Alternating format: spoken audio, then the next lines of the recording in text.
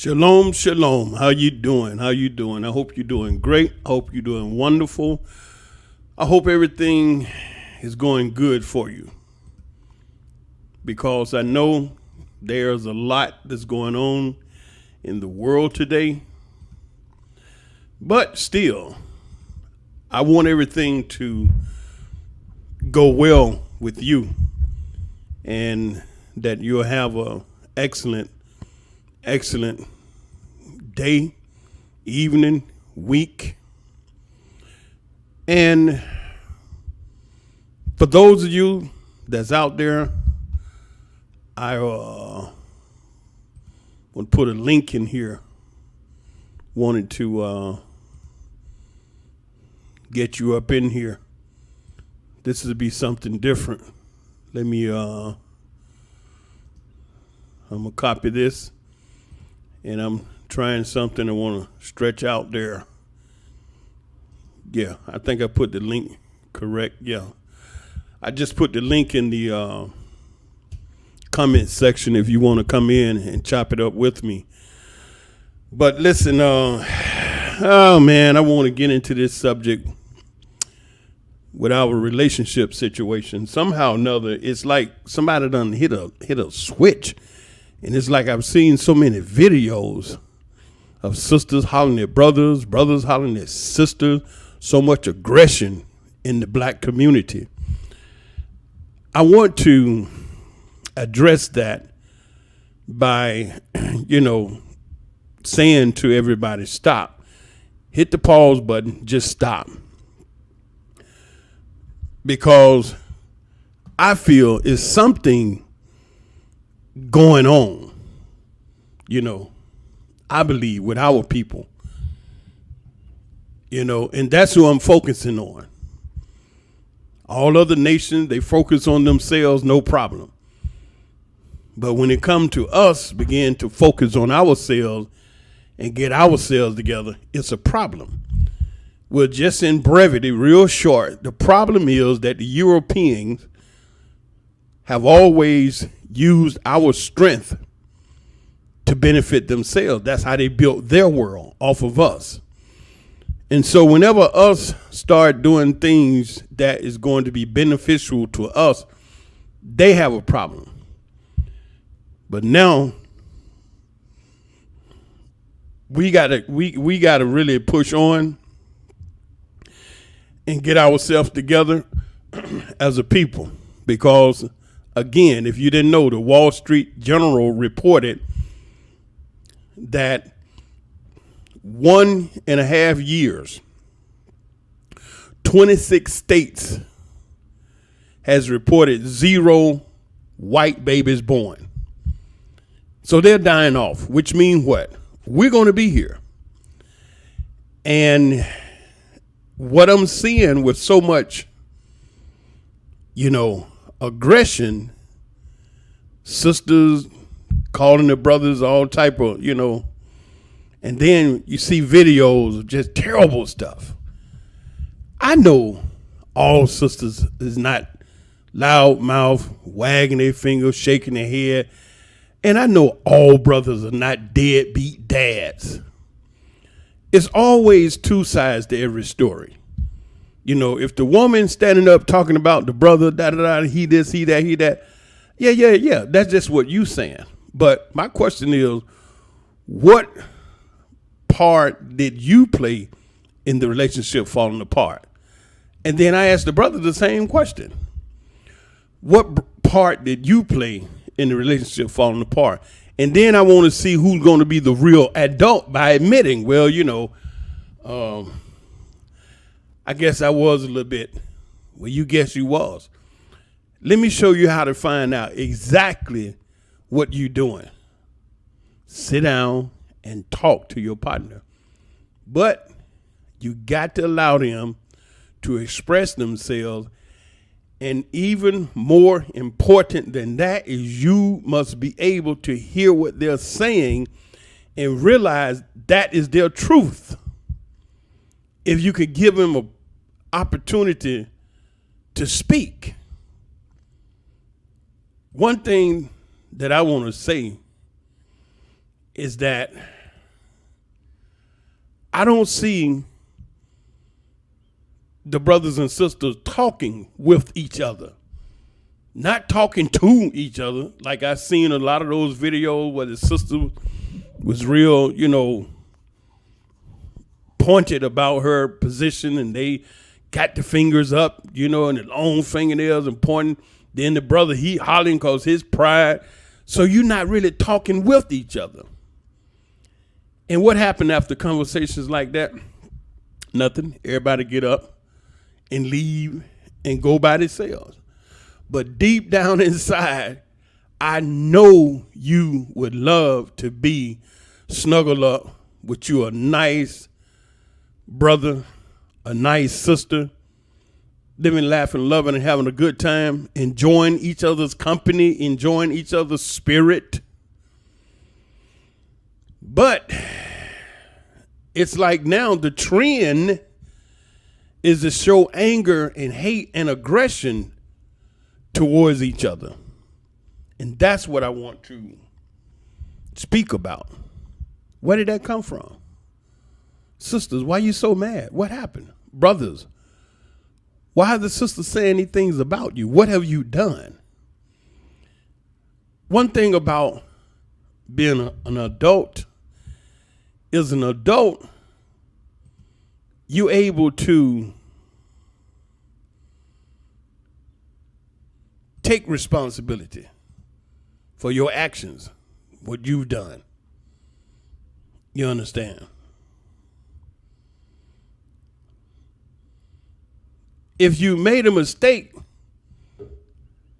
as an adult, you're able to own up to it. Hey, welcome, great brother. How you doing? That's Mark. Okay. Mark, I can hear you. Can you hear me? I can hear you. Okay, good. How Thank you you. doing, great brother? Welcome, welcome, welcome, welcome. You there? I can't hear you Yeah, anymore. I'm here. You there? Yeah, I'm here.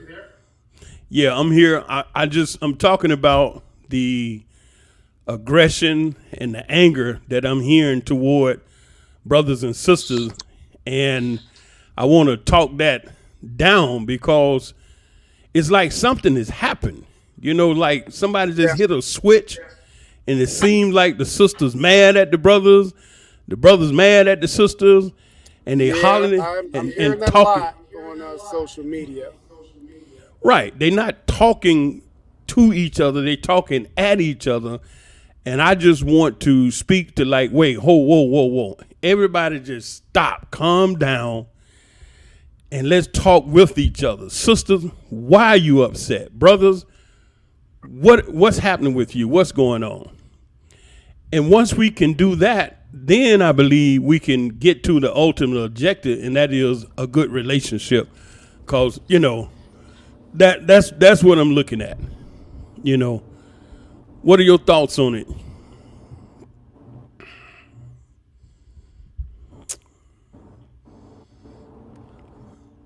You there?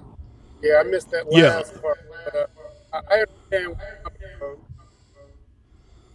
your internet is choppy. Yeah, I'm driving around, Yeah, I see. but I understand what you're talking about. Okay, And you know, it's it's rough right now. I'm a little bit closer to your age, trying to understand, some of the turmoil race okay. as it pertains to put it. I listen to you a lot, so Thank you. it's it's interesting dialogue. Appreciate it. No problem. I work for a school district, and mostly Hispanic here, and it's hard. It's easy for me to lose perspective on what's going on as far as black culture, but I'm still intact with it. I still understand, and I'm still pro us. But yeah, I love listening to you. Keep doing what you're doing. Well, I try to share your videos as much as I can.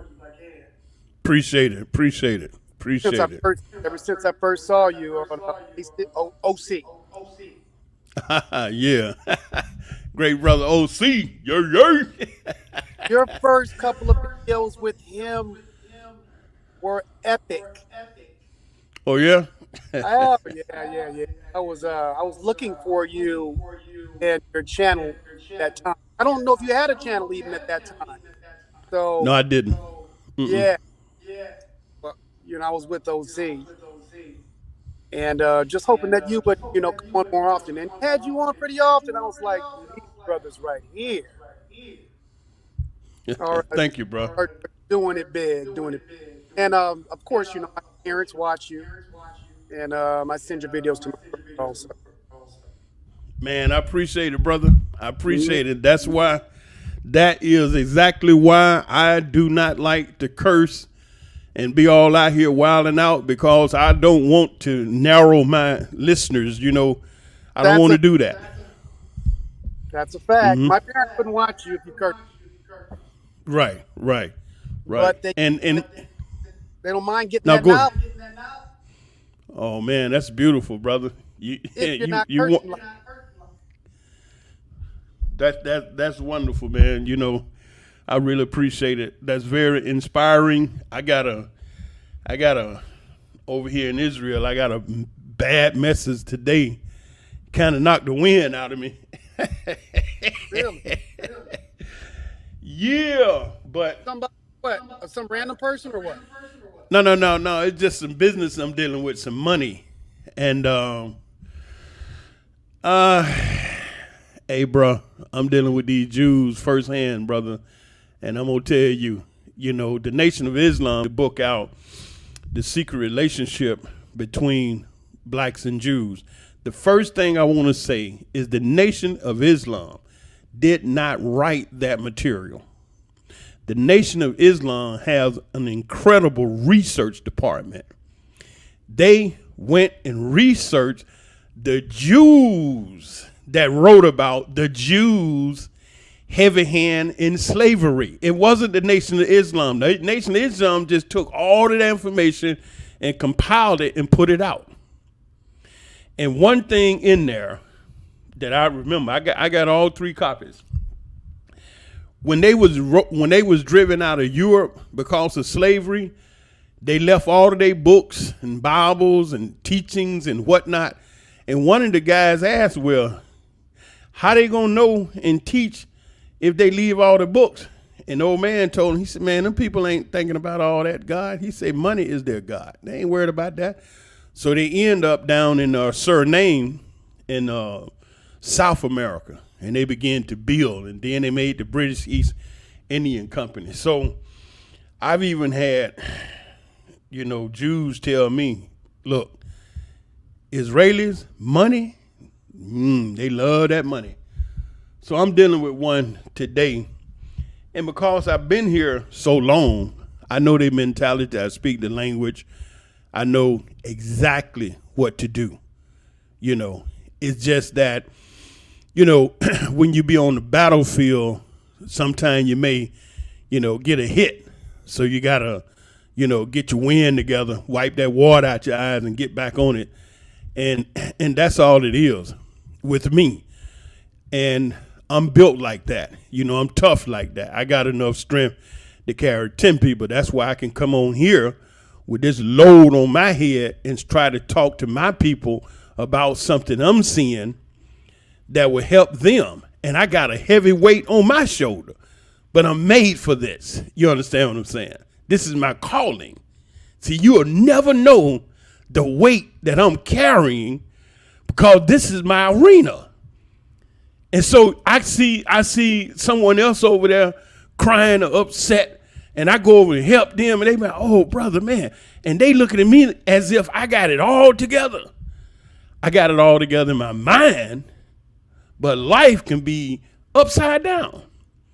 quickly. But this is what the black men was teaching us back in the day. How to be a man. You know, I used to tell people all the time, my father took me to the barbershop every Saturday. And we all had short hair. What you doing in the barbershop every Saturday and you got short hair? The brothers came with their sons, the cousins, all the men.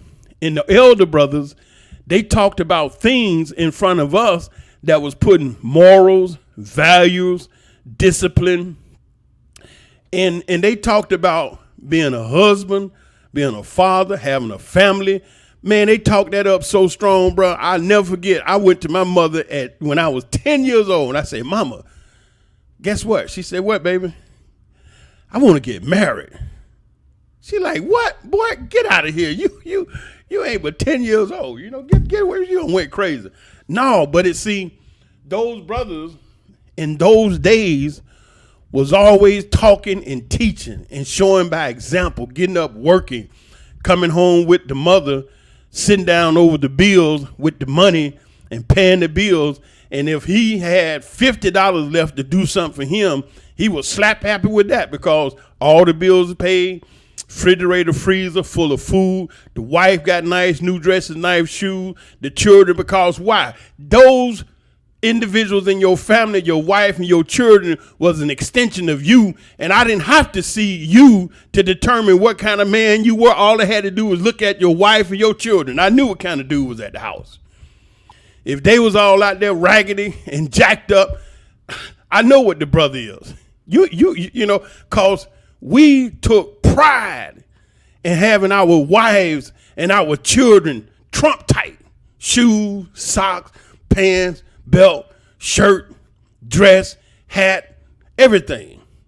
Yeah. And so that's what the barbershop did. It taught us those values. But now, who's raising the children?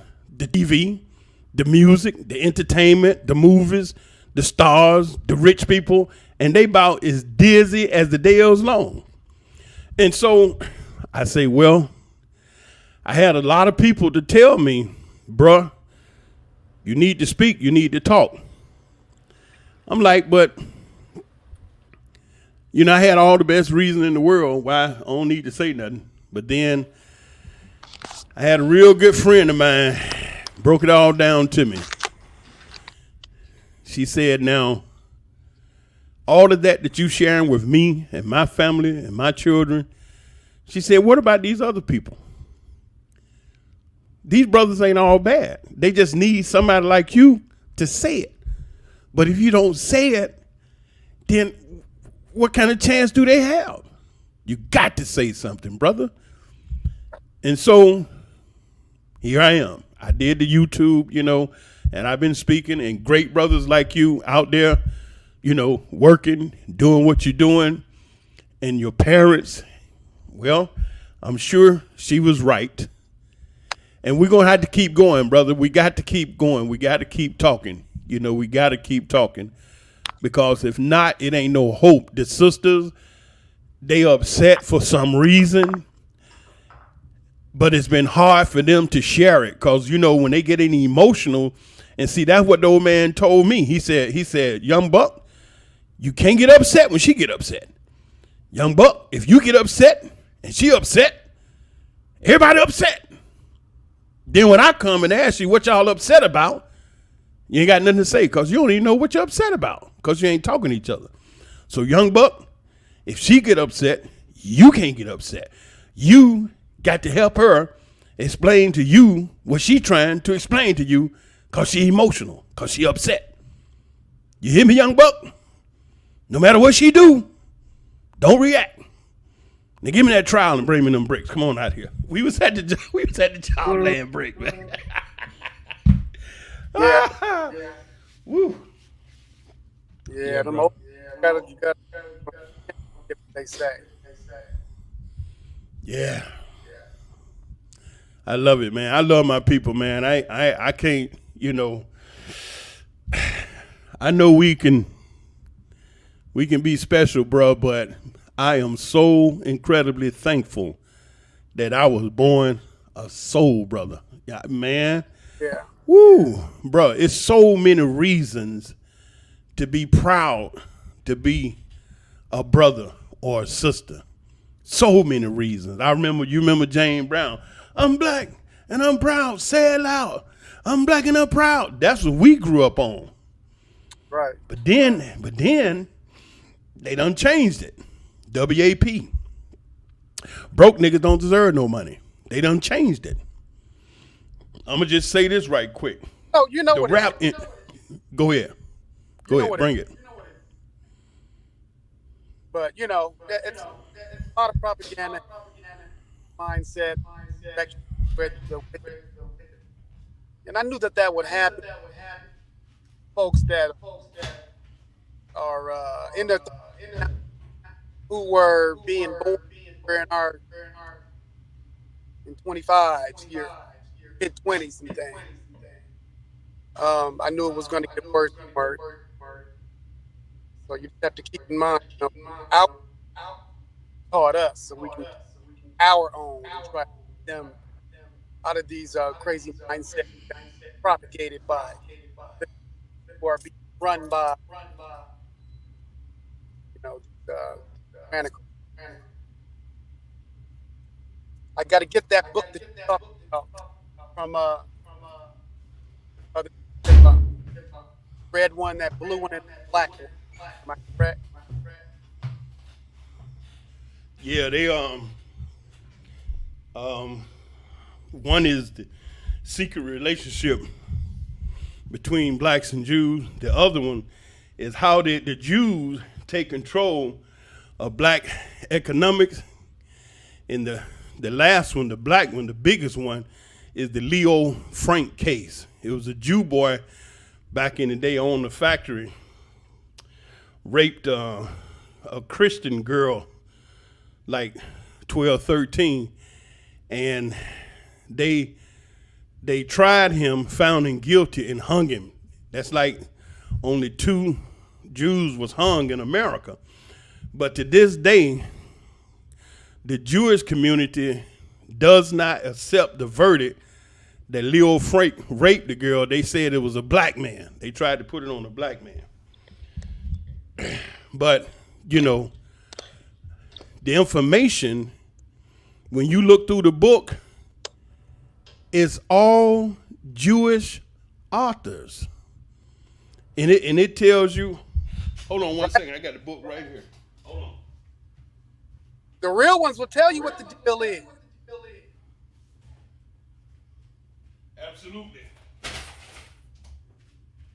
Yeah. Am I correct in the sentiments that there are Jews or Jews, there are Jewish, Yeah. and the ones that are committing some of these atrocities are Jewish, really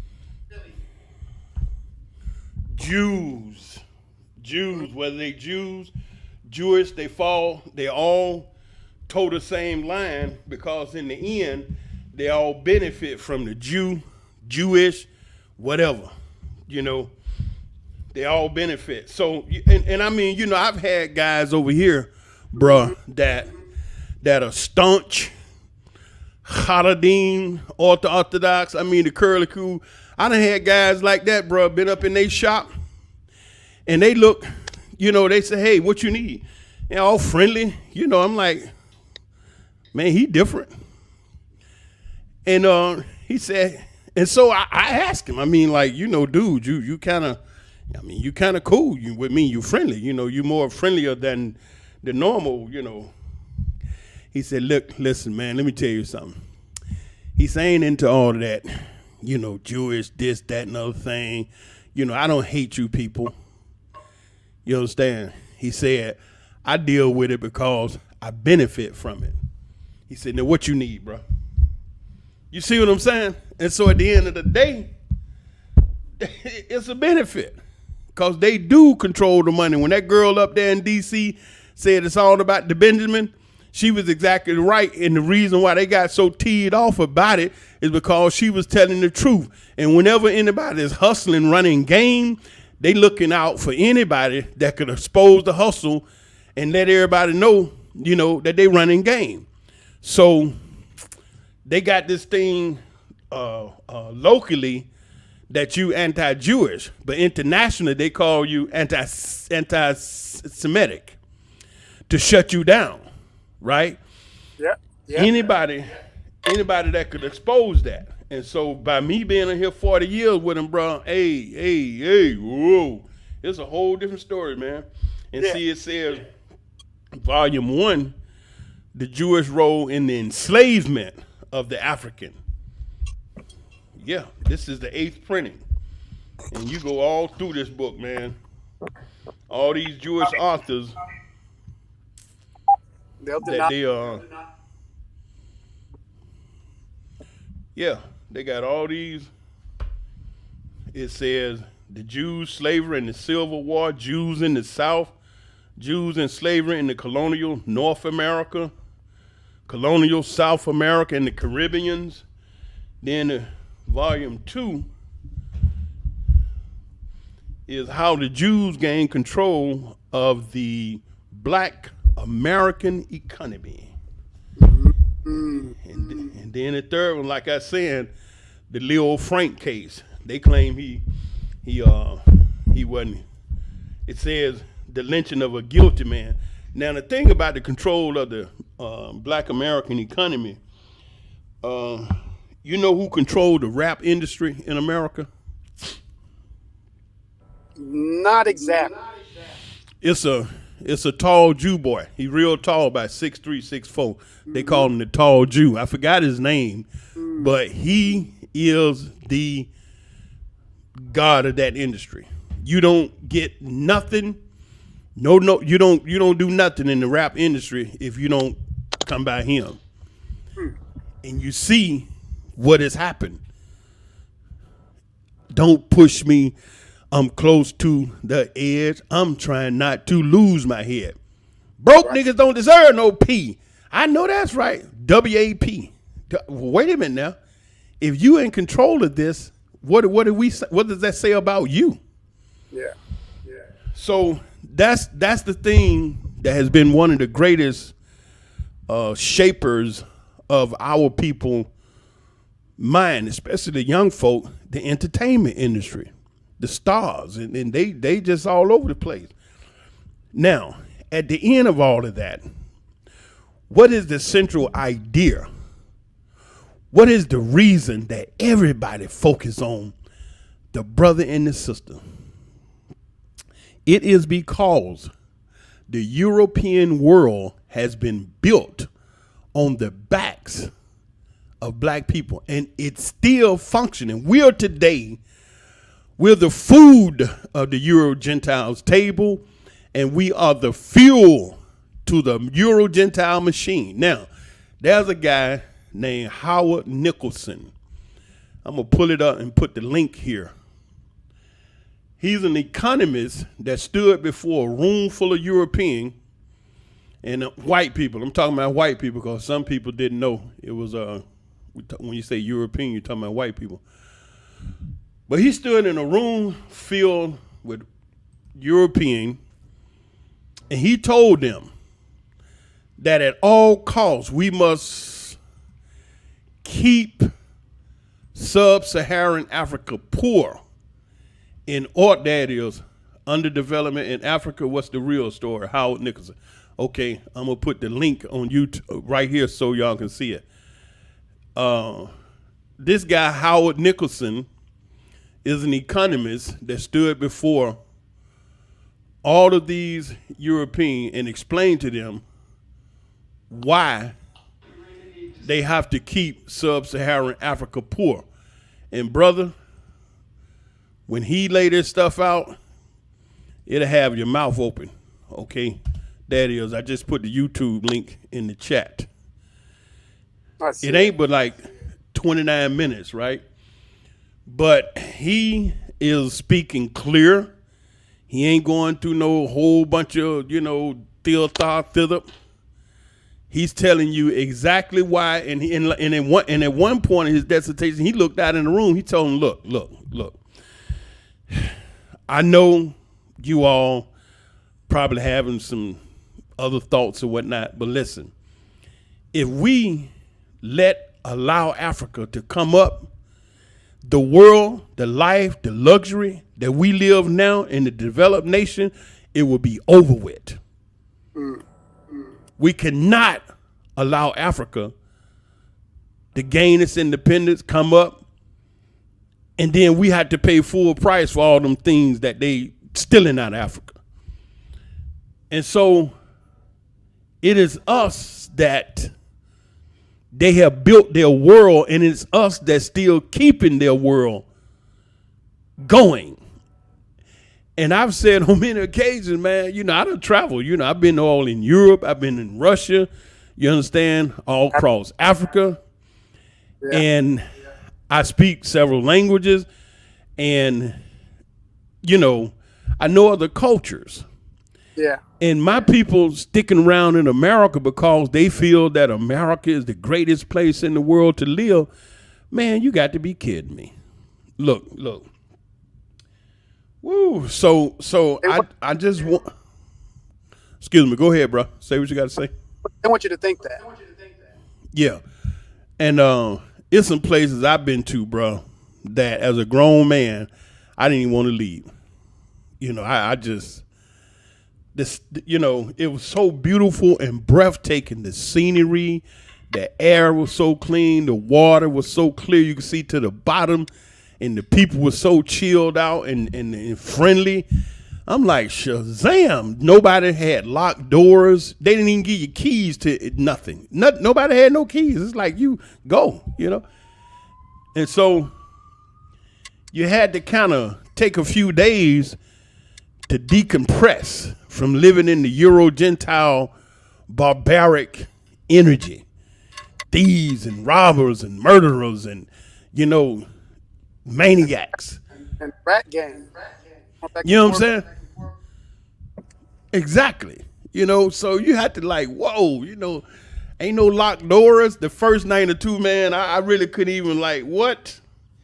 And finally, after a while, man, I remember I took a chair and sat in the driveway, and I laid back and just looked at the stars. I just asked myself, I said, wow, I ain't seen the stars in so long. And while I was sitting there that night looking at them stars, I took a deep breath. And it's like my whole body just went into total relaxation. And I was like that the whole time I was in that country. But when I got back in the European, stress and traffic and horn blowing and hollering and screaming, and my people think America is their country. Bruh, I can understand how too many of my people would misunderstand that. I remember one time when I did go back to America, I'd have been out like a quarter of a century. I've been out, and I finally went back. And I was talking with some young folk, and I said, what do you mean America is your country? Well, I was born here. I said, okay. So what makes this your country? Because I was born here. Okay, so you feel because you was born in America is your country? Yeah. I said, okay, and then let me ask you this here. If a cat has some kitten in an oven, does it make the kitten biscuits? And so everybody kind of like, what? I said, if a cat have kittens in the oven, does it make them kitten biscuits? Because they were born in the oven. They did not understand that. And they like, what do you mean? I said, okay, where do you bake biscuits? In the oven. I said, okay. Now, a cat have a kitten in the oven. Are those kittens or biscuits? What I found out is that the trouble they was having is that the oven get hot to bake the biscuits, and what they were struggling with is if the cat be in the oven, they gonna die. And then when it dawned on me, what I was talking about is when the oven break down and you throw it away, it ends up in a trash dump and it's out there. And a cat finds it out there in the midst of the trash and go up in there. It's a nice place for her to have the kitten. It's still an oven, but it's an oven that ain't working. It's tore up. It's thrown away. It's in the dump. So she had the cat. The cat had the kittens out there in the oven, but it's still an oven. So I asked them, are they cats or kittens? And so finally, when they got it, I say, look, just because the cats are born in the oven don't make them biscuits. And just because you was born in America don't mean America is yours. Right. You born in a land, yep, that's true. You born in a land that's actually not yours for those individuals that wasn't born here, but before the European came, that was 59 million dark, chocolate, beautiful brothers and sisters living on the eastern seaboard from Maine to Miami. And when they brought the African brothers and sisters in, we looked so similar that the ding-dong Europeans snatched some of the indigenous people into slavery, being stupid. And so, and then the last thing I shared with them, I said, I've been in construction for a long time, and I built a lot of buildings. Not one of those buildings that I built belonged to me. So I'm telling you, just because you built it, don't mean you own it. You just built it for somebody else, and that's exactly what we did here in America. Yeah, we was born here, we worked, we did the military and yada, yada, yada. But that don't mean this place is ours, because one thing for certain, these heathen prove to us every single day we are not at home. Every day. With the way they treat us, no, partner. So anyway, I just wanted to say to our people to calm down and stop talking and hollering at each other and start talking with each other. Brothers, let these sisters try to explain themselves and listen. And if they can get so emotional that they finally got a brother that they can talk to, try to help them explain themselves, what it is that's bothering them. And don't go ape on the sister, because what she say it could sound crazy. Listen to her, because that's her truth. Yeah. And then for the brothers, at some point or another, you got to get to where I got to. There was a time where, yes, I had 5 sisters I was dealing with at the same time. But I didn't have 5 sisters at all. Because, the beautiful place, I was born and raised in Atlanta, Georgia, the beautiful place that I was in, it was very, very beautiful, I had, sisters to come in and walk through the door. You live by yourself? Yeah. And they tried to be a part of the situation. But nevertheless, I had the 5 sisters. But I didn't have 5 sisters. And the reality hit me one day. I woke up and I was laying there in the bed and I was saying to myself, man, I wish I had some. And a feeling of loneliness came on me. How could you be lonely with 5 sisters ready to marry you, be with you, whatever? Because why? I could never let any sister leave any article of clothing at the house. No toothbrush, no shoes, no panties, nothing. Nothing. I couldn't give any sister a key. Because, I may be in there with one sister and the sister with the key bust in. Now we got to, it's going to be a problem. I couldn't, leave my phone unlocked. Text messages coming from all over the place. So that's a no-no. And then here's one that you got to have experience. You don't know this unless you've been there. Like they say, been there, done that. Here's a little something. You can never talk to these sisters when you was tired, sleepy, or drowsy. Why? Because you could be laying there talking to Cheryl and you nodding and you answering her and you go into a nod and you think you're talking to Deborah. And so Cheryl done asked you this question And you answer it like you talking to Deborah, and all of a sudden Cheryl say, Daryl, who are you talking to? And you wake up like, and you really don't want to say, what did I say?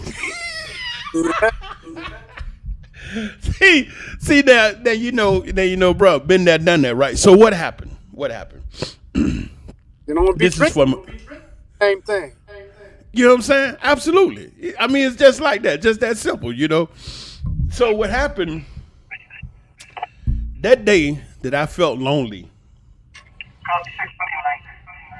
The realization came to me like, dude, you ain't got nobody. So I decided right there at that moment to cut all this out and take one sister and focus on her. And I did. Okay? It was Wanda Dixon. I never forget her, Wanda Dixon. Wanda Dixon. Woo, woo, woo, woo. Wanda Dixon. Man, if I could find Wanda Dixon today, wow. Wanda Dixon, Atlanta, Georgia, man. Oh, brother.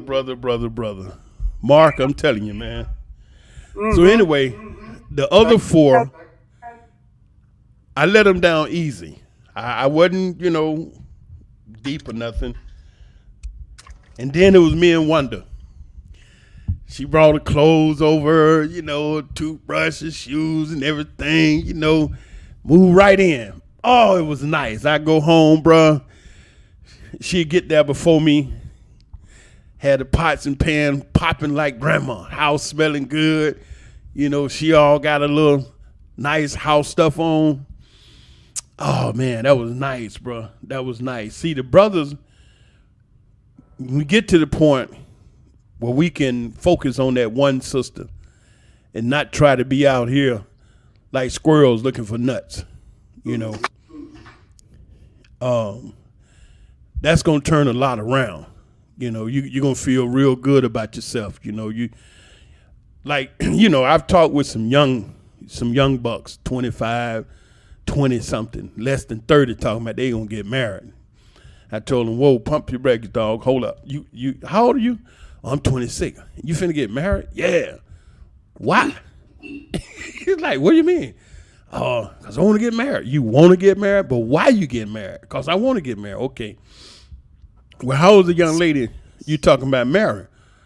Oh, she's 24. I said, you about to make one of the biggest mistakes in your life. He said, well, how can you say that? We're in love. I said, yeah, you think you're in love. But let me ask you this right here. Do you and her watch TV together or movies together? He said, yeah, a lot. I said, okay. Y'all sit on the couch in the living room, watch the TV or watch it in the bed or something? He said, yeah. I said, okay. Listen, when you sitting there with this sister that you want to marry, okay, and y'all watching this picture show on the TV, I want to ask you something. While you sitting there next to this sister and you watching this picture show, is it any time that you looking at that screen, your mind start thinking about another sister? He just kind of stand there and look. I said, guilty. You did it. While you sitting there with this sister and you looking at this picture show and your mind drift to thinking about another sister, maybe you had sex with her or you just thought about her, whatever, that means to tell me you're not ready to settle down and be with this one woman for the rest of your life. Because you can't even sit next to her with you, touching you.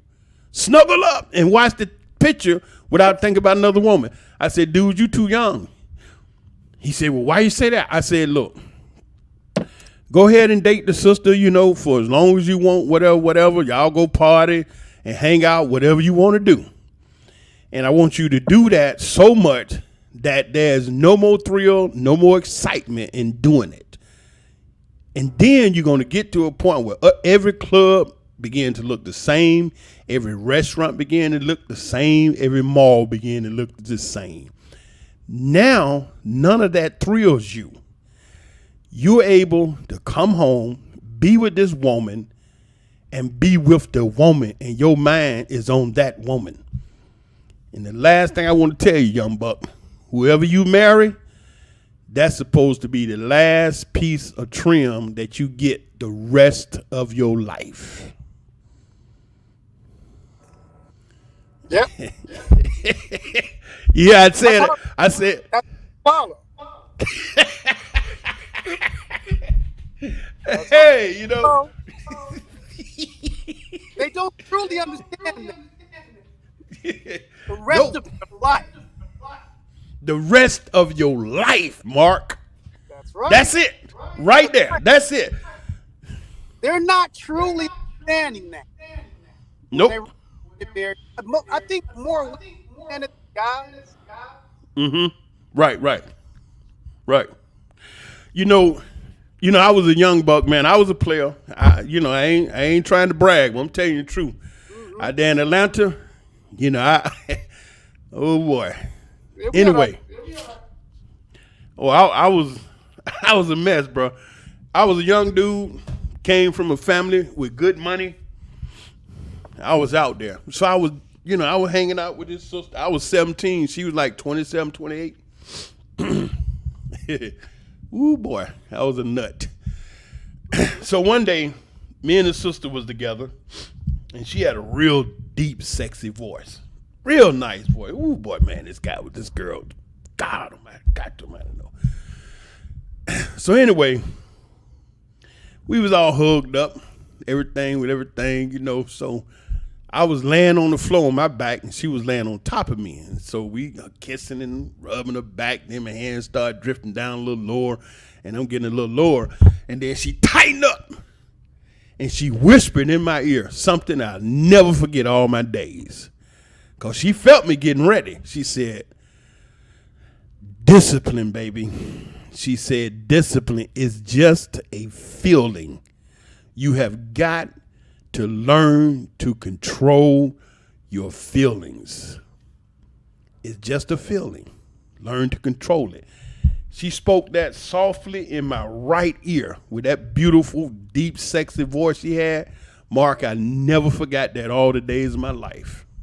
I was 17. I was 17 when that happened in Atlanta, Georgia. Yep. Her apartment was right off Fairburn Road over there. Yep. So, it's stuff like that.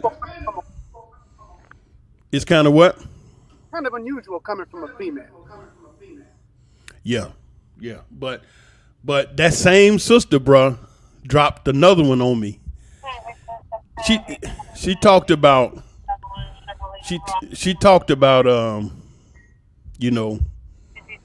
being with more than one woman. Now, after she told me that, okay, I'm cool. But another occasion, we was talking, and she said, I want you to understand that when you are making love to the same woman over and over again, she said, that woman get to know you, get to know how you smell, know your energy, know your temperature, know your emotion. She said she know everything about you. She said, now, you could go dip out with another woman, okay? Then when you come back to your regular girl and you start, being with her, boom, she can tell it. I said, how? She said, your energy shifts. When you go and give your energy to another woman and then you come back to your main squeeze can tell that you done been out. She said, you'll never know that, and a woman would never tell you that she already knew that you were screwing around with somebody else. By that, your energy changed, and you had given your energy to another woman. Bruh, that same sister told me that, man. So it's like, wow. She fixed me up.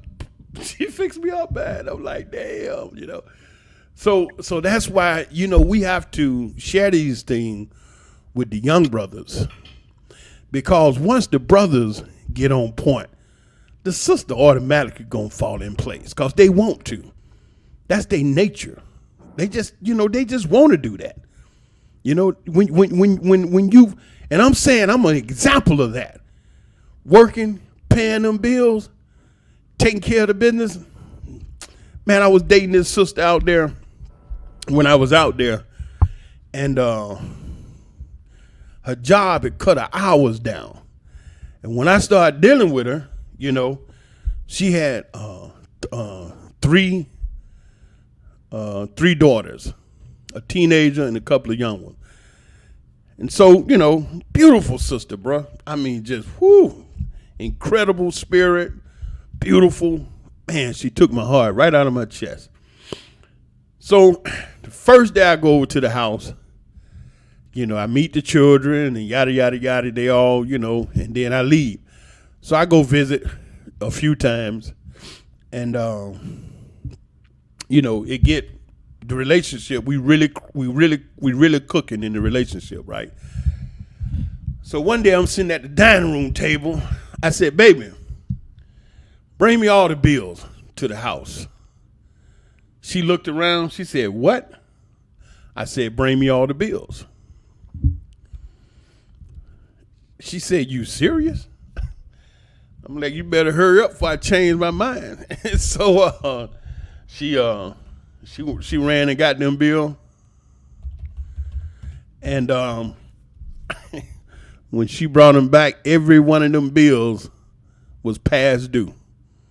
The rent, the water, the light, the cable, the phone, everything. Pink, green, past due. So she handed them to me, and I'm like, oh, snap. Well, the thing is, if you're going to be the man, you got to be the man. So I sat there, pulled out my credit card, and I paid every one of them bills. Got the, you know, the receipt and everything, digital. And I hand them to him. I say, you good, baby? While I was sitting at the table and I was working on the last bill, I felt something wet running down my right arm. She was sitting on my right side, and she had laid her head on my shoulder, and she was just holding my arm. And I felt something wet running down my arm, and I looked, and she was crying. Yep, she was crying tears. And I said, baby, what's wrong? She said, sweetie, ain't nothing wrong. Everything right. I just never thought in my life that I would meet my angel as a man. And so, you know, we had a beautiful relationship. And my point is that when the brother be the brother, when you be the man, the sister automatically going to fall in line. That's the whole central thought of that. There's a reason why our sisters are doing a lot of hollering and screaming and carrying on. It's something that they're trying to say. And that's why I want to have the conversation and speak to the brothers and the sisters and just say that, you know, we got to calm down first and foremost and start communicating with each other. Sisters got something to say, brothers got something to say. And you got to be able to sit down and speak to each other and have an opportunity to say these things. Now, I'm not talking about talk at each other, but talk with each other, meaning that, brother, you got to let the sister express herself. And, you know, she's got a lot of emotions because she's frustrated, she's angry, upset, whatever. You got to let her get it all out without you going off the rails because she said something sound, you know, a little batty. You got to help out. But then on the brother end, old school, go to work every day, bring that money in, pay them bills. Now, if she don't act right and she don't do what she's supposed to do, no big deal. No big deal. That's called adios amigos. Goodbye. You ain't got to holler and scream and get to fighting and all that. For what? For what? Do you know how many sisters looking for you? You can't even imagine. You can't imagine. I'm over in Israel. I got sisters call me from the States. Brother, can't talk to you. Yeah. If you do what we was created to do, be gods on this planet, then these goddesses gonna fall right in line. It starts with us. It starts with us. These sisters run around here all helter-skelter because they don't have their heads on right. They ain't got the right head on, and that's us, brothers. Yeah, it starts with us. We the Alpha and the Omega, the beginning and the end, the infinity. You do those basic things, my man, you are not gonna miss. And all this here drama that's going on right now, we seeing all over, everywhere. Look, is that what you really want? To be running around here, you know what I'm saying? Acting a nitwit. Now, I understand that this society does not support healthy black relationship, healthy African American, healthy Nubian relationships. This society don't support that. Because you see all across social media these terrible videos of all this dumb stuff that our people are doing to each other. I don't see you out there beating the white man up. You know what I'm saying? I don't see you going up in the white man restaurant tearing it all to pieces like the three knuckleheads in New York did. Do I see you running through the white man neighborhood doing all kind of crazy stuff? Nope. Just to each other. And that's the point I want to talk to you about. Why? Why? What is it? Okay, talk to me. Sister, if you feel you can't talk, come talk to me. Brother, if you feel like you can't talk, come talk to me. We'll hang heads, chop it up, and try to figure this out and get it figured out so we can get this together, because these sisters really want us. You know, they see all these other women from these other nations. Woo, love to have the brothers. What are you saying? You see the brother over in Russia? They talking all that yin yang about Russia. Did you see that Russian girl that boy had? I'm like, God damn. Woo! And she hugged all up with him, just so happy to have a black man. Y'all don't even know.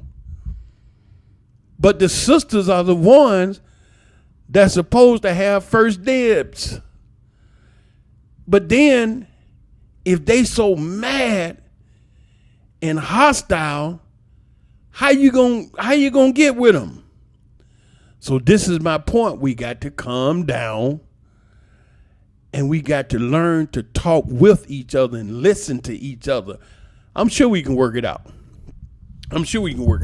You know, I don't know what's on your mind. You got to share it with me. You know, I'm not a mind reader yet. So we got to share. And the best way to do that is through conversation. Sitting down, have a chop it up, talk it up, yak it up, yuck. And oh, wow. But see, now here's the deal. In the conversation, the communication, you can't, make the other person feel like they're a nitwit because whatever they said. You have to understand, whatever they said, more than likely, that is their truth. It's true to them. It's just like the whole Jesus thing in Christianity. Those people believe that one day Jesus is coming back in the cloud and every eye shall see him. That's what they believe. And just because you believe it don't make it true, but it's true to you because that's what you believe. You understand? And so you have to get to a point where you understand how people think. You can do that. Yes, you can get to a point where you understand how people think. You know your fathers and mothers and sisters and brothers and aunts and uncles and cousins and friends. You know them. And the thing that you know about them is the way they think. If something happened, you already know with your cousin how they going to react because you know your cousin. So I'm saying take that and expand it into the sister you dating, the brother you dating, or expand it in the process of trying to get with somebody that you want to be with. Understand how they think. All brothers ain't bad. There's a whole lot of great brothers out there. But right now, sisters, if you don't know, we are on one of the most onslaughts in modern history. The black man, we being targeted so tough. We're fighting things you don't know because we don't be crying out and be making all this noise. Just like I was telling Mark earlier that I got a major hit today dealing with some financing, these Jews over here that knocked the wind out of me. But I was thinking about some stuff I heard about my brothers and sisters, and I said, let me try to say something to help them. Now I'm over here with a big dent in my chest, and I'm still got energy to speak to you to try to help you. But that's how men that's walking this planet are actually gods. That's the way we handle things. That's the way we roll. We made like that, you know. And while the sister is upset about whatever it is that has made her upset, the brother, he got a lot of stuff he dealing with too. So we are both under attack. They're not just attacking the brothers, they're attacking the sisters too. And that link that I put in the comment section, you all go and listen to that, the YouTube link. That white boy is going to tell you exactly why they must keep Africa poor. No holds barred. Real simple. It ain't but 29 minutes, but that 29 minutes is going to open your eye. This white boy, Howard Nicholson, is spilling the beans. So anyway, you know, look, I wanted to share that. And just the central point of this 1 hour dissertation today is that brothers and sisters, we got to stop hollering at each other. We got to stop talking at each other. We got to stop talking to each other and start speaking with each other. That means, brother, you got to listen to the sister. Let her say what she got to say without, making her feel like you being hostile or coming at her. You know what I'm saying? Give her a chance to say, hold on. Stop. Wait. Just relax, sweetheart, and tell me what you want. Say whatever you want to tell me. And you sit there and listen to her. It may sound whacked out or it may be exceedingly wise. But if you don't listen, you ain't gonna hear nothing. Hearing. See, you can listen to the words, but you need to be able to hear the spirit of what she's trying to relate to you. And there are times where you literally have to help her explain herself. And that's why you can't get upset, brother. You got to sit cool on your stool and help her. You know what I'm saying? Just like today, I told you. Nubian King came on air with a major dent in my chest dealing with these daggone Israeli Jews and their money. I mean, I'm good. It's just, I don't need to go into details, but yeah, I came with a heavy load on mine. But then after watching this video the brother put up, I'm saying, wait a minute, hold up, man. No, I'm not like that. I'm not finna be hollering and screaming at no sisters and talking to the sister this and sister that. First thing I want to do at my level of wisdom is to research and find out why. See, the wisdom is if you got a problem, you need to stop and research and find out what's causing the problem. Okay? And when you find out what is causing the problem, you will instantly find the solution. Breaking that down simple. You walking along there and one of your feet hurt. So it's your right foot that's hurting. And so you stop, you wiggle your foot around, you feel like a rock in the shoe. So you stop, take the shoe off, tap it, showing that it was a rock in the shoe. Put the shoe on, you're good. So what is the wisdom on that? If you have a problem, you need to stop to find out what's causing the problem. And in that scenario, you felt this pain in your foot as you was walking along, and you stopped to find out what was causing that pain, and you discovered there was a rock in the shoe. So what's the solution? Take the rock out. So that's how you exercise that wisdom. If you have a problem, you need to stop and research and find out what's causing the problem. And when you find out what's causing the problem, you will instantly find the solution. Because the cause of the problem and solution come together. Your foot hurt, rock in the shoe. Okay. If the rock in the shoe causing your foot to hurt, what do? Take the rock out your shoe. So if the sister is hollering and screaming about something, what do? You find out what is causing her to do the hollering and the screaming. And once you find out that reason, don't go ham on the sister. It could be a justified reason. You understand? And so that's how it goes in this life. That's how it goes. That's exactly how it goes.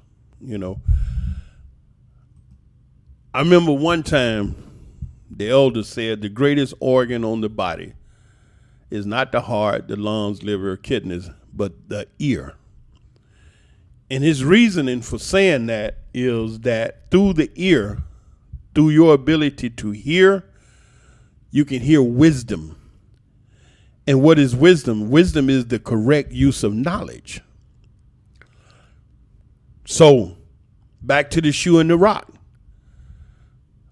Your knowledge teaches you that the shoe that has a rock in it is going to cause your foot to hurt, right?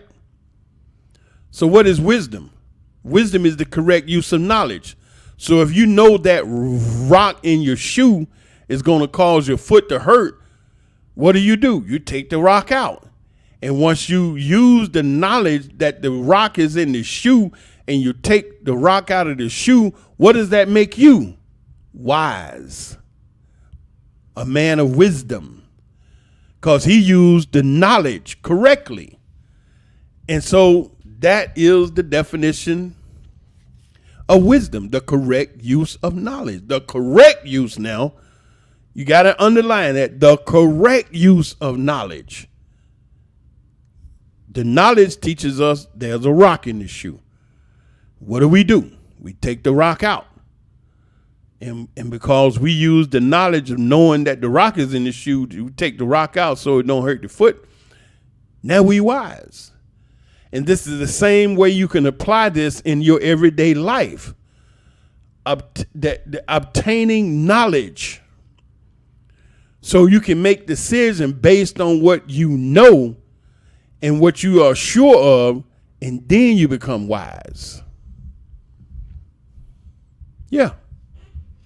That's the way it works. So anyway, I don't know. Mark looked like he was out working and everything. Again, great brother, I want to say thank you for dropping in with me. Really, really enjoyed it.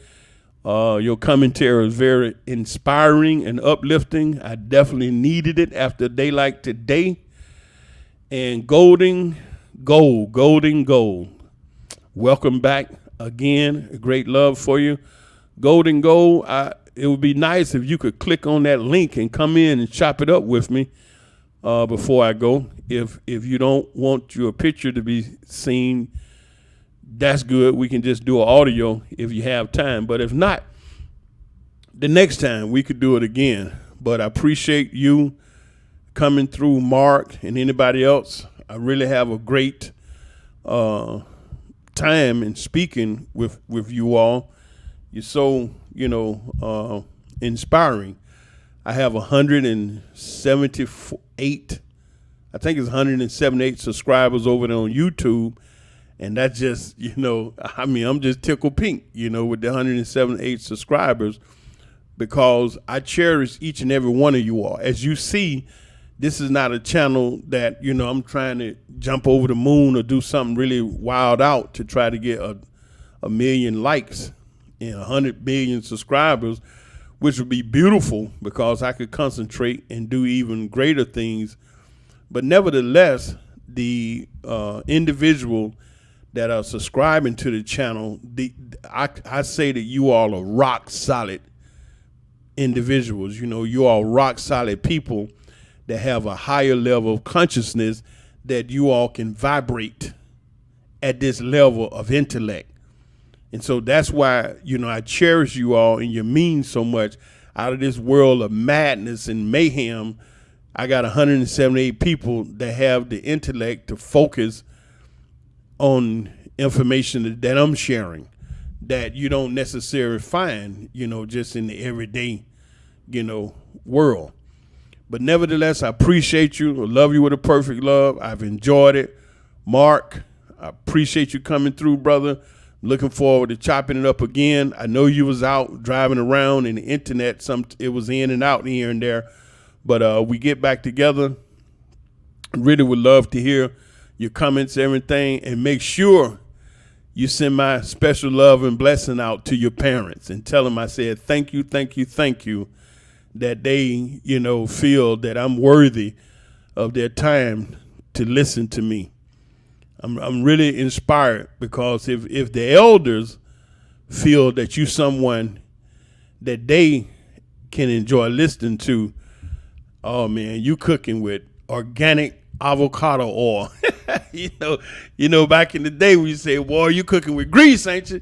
Well, we done upped it a little bit, the diet, so you cooking with organic avocado oil, So I want to send my love and blessing out to, Mark's parents and tell them thank you again. But nevertheless, I had a great time. This is a wonderful way to end a day like today. This was a day. It was impactful. All right. Hey, love y'all. You have a good time. Take care. You keep your head up. I know it looked tough now, and it is, but guess what? We're just passing through like on a highway. You're driving on the highway and you run into a range, and what do? First thing you do, you slow down. All right, it start raining, you slow down, you back off it. Then it get a little dark. Now you got to turn the lights on. And because it rained, you had to turn the windshield wipers on. You got to focus now. And then lo and behold, poof, you drive right out of the rain. Sunny skies, you turn the windshield wiper off, turn the lights off, you can speed up the car drive, you can blast the box again. How sometimes people, when they be looking for addresses, they'll turn the radio down. It's like, wait a minute, what's that about? You looking with your eyes trying to find an address. Why you turn the radio down? You know what I'm saying? I mean, have you ever seen people? I've seen people do that. Like, what? I look around. What happened to the music? Why you turn the music down? It's like the music is causing them to not to be able to see or something. I don't know. But anyway, hey, I had a lot of fun. I'm glad you hung out with me. I love you with a perfect love. I love you a lot. Okay? And I do. I love you a lot. How much do I love you? Whew, wow. I love you from the basement of my heart to the attic of my mind. Yeah. Okay, well, that's a lot of love, but how long? Woo, I love you 24/7. That means I love you all the time. Shalom.